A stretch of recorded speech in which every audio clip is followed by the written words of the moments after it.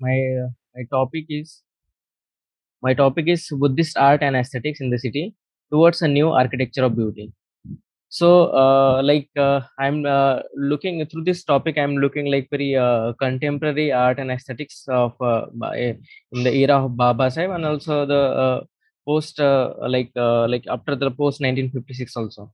So these are two important important events and important arts and aesthetics. I'm trying to looking what is this what are the importance of these places, or what are the different events, or what are the different action and measure taken by one Baba Sahib and also post Baba Sahib, in order to to have like a meaning with a community, meaning with ourself, and to how should we move together also.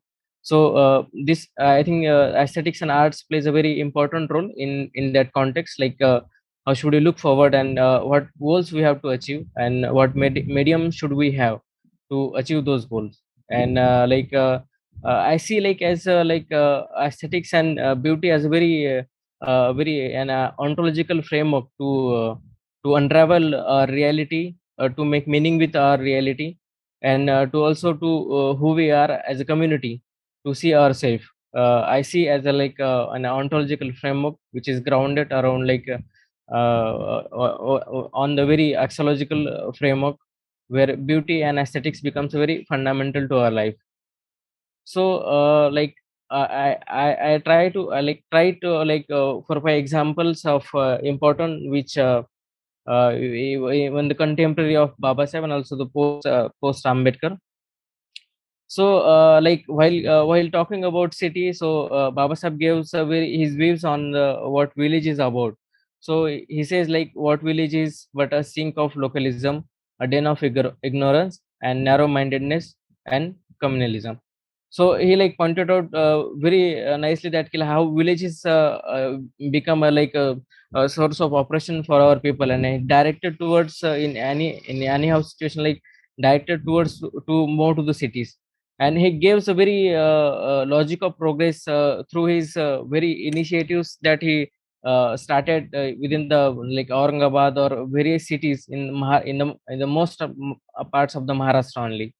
So he established that he had just established, and Milind College of Science and Siddharth College and People Education Society, and different institutions and college through. He try to uh, urge to people like how should we move forward with the education, and how education could be the means to move forward.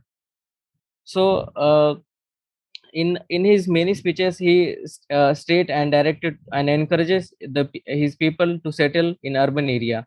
So he choose it over the villages because of the rigidity of social interaction. And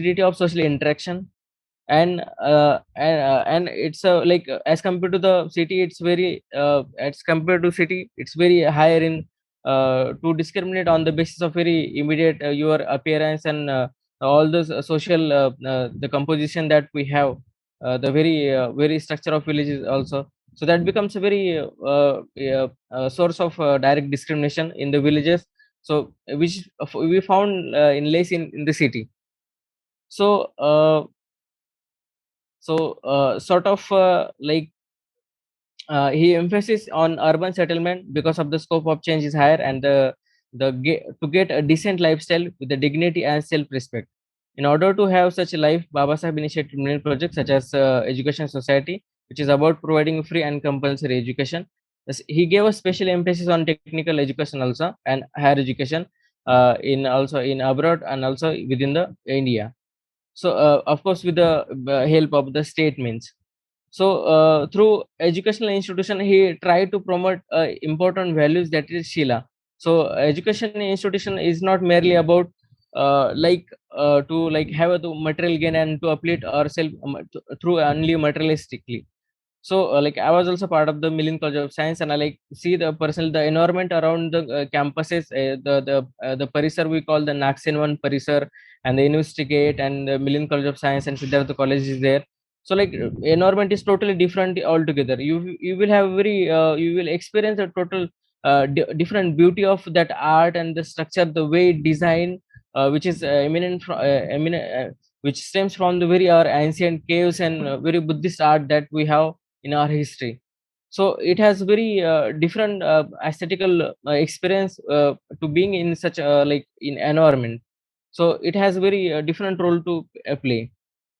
So like one example apart from this India, like we have very like post 1956, the physical structural reality started emerging, which are mostly in relation to the reclamation and assertion of identity and meaning making with the truth and even life itself. So one of the great example is to cite to Ambedkar's Park in Lucknow, where people see like it's about a healing place, not merely and have an aesthetic experience or the pleasant feelings to like to go there and visit there. It's it's about like how should we come together and heal ourselves to such a places. So in Maharashtra also, we saw like we have different like in every like corner of the road or the community where situated is, we have statues and small son viharas, trying to attempt them to have a like aesthetical aspects in our life, apart from very everyday struggle and everyday like where we have a very social structure is very kind of rigid, and you come to the viharas and you have like total different understanding altogether about yourself and even a community. So a community gathering becomes very important as a like in a context of culture also, and to celebrate like even the lives of our ancestors, those who contribute into updating our lives.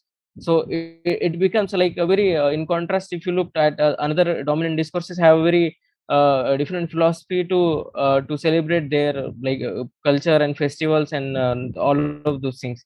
So we have like we are poles about like different total.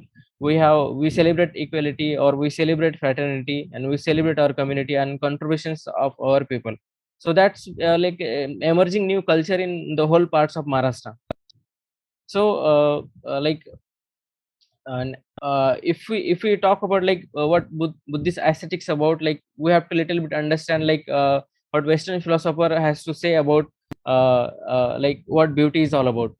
So I will not go into the in depth of what all the Western philosopher has to say about the conception of beauty.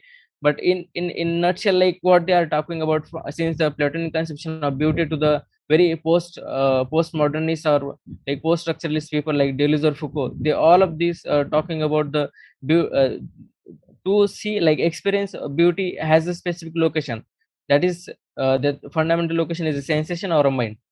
So like whole debate we can conclude within this all people like the Western philosophy. Yes, Dinesh sir, just 2 minutes I will conclude here only. So this is the understanding like for the from the west side, so to understand what Buddhist aesthetics all about. But to understand what Buddhist aesthetics, Buddhist art and Buddhist aesthetics is about, it goes much deeper. It goes much deeper that like Buddhism has a different location of art. In Buddhism, this art is manifest of deeper called something beauty. And in Buddhism, art is most sublime, more nuanced in beauty. Is beauty. This beauty is far more subterranean and far more deeper than the mind. The beauty in Buddhism is like beauty in Buddhism is like we say like it is in Dhamma Vihara. Dhamma Vihara is the location of Buddhist conception of beauty. For Buddhists, when subject is experienced Dhamma Vihara in depth, that is the experience of beauty. So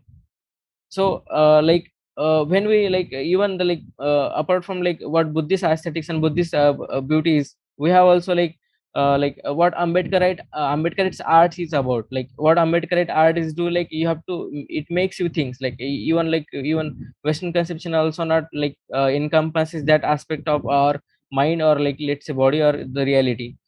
So sometimes it generates also emotion, stimulate and generate even also thinking. So because of it born out of the pain sorrow of the community. So even also because of the less of the time also I am not able to touch like much aspect. But the very important aspect is that the new architecture of beauty, like various dimensions of beauty. The very architecture means it is in a meta to a structure. Beauty has a very different aspects in play to role to play a role in a community. To how should we move forward, how should we reach to the our path, like which is Prabuddha Bharat. How should we see our Prabuddha Bharat is. So I think beauty is which is an ontological and epistemological and axiological framework to achieve to reach that framework.